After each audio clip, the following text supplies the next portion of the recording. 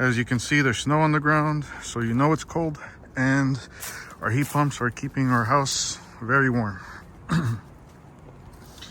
Our contractor installed two Daikin SCARA systems.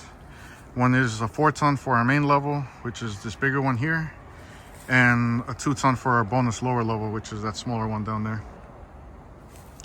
But only within a few months after they were installed is when our nightmare began.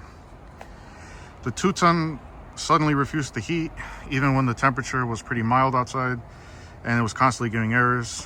Our contractor was totally stumped. He couldn't figure out what was wrong with it.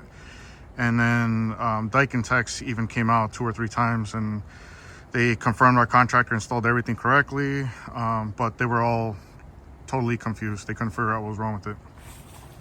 So after a lot of troubleshooting with no luck, they even replaced the air handler inside. They ended up swapping the entire 2-ton system, and then ever since then it's worked flawlessly. However, it took almost a year of them troubleshooting and us having to deal with long periods of time without heat. Now, unfortunately, this larger 4-ton system was also giving us issues even in our very first year, and that required replacing defective parts. And then our second year, it completely stopped working, and that was during a heat wave, and they found that more defective parts needed to be replaced. So we ended up suffering an entire summer with no AC while we had to wait for defective parts and our contractor to come out and make the repairs. The parts were covered under warranty, but of course the labor wasn't. So in total, we had to eat about $1,200 in labor costs. Now, fast forward about 6 months to now, and our 4-ton unit again is giving us intermittent issues.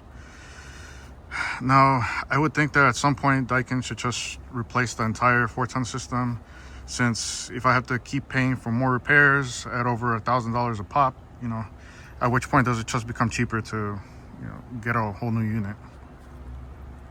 Now, Daikin's customer service has been really atrocious, like some of the worst I've ever experienced, and most of the time they just refuse to speak to you if you're not a registered contractor.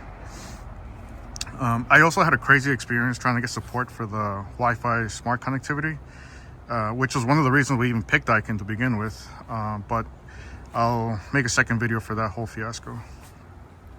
But anyway, I'm now thinking to open a consumer affairs case at this point, because we're more than a third of the way into the warranty lifespan of the system, and we haven't had any periods of time where we've been able to enjoy the system without issues.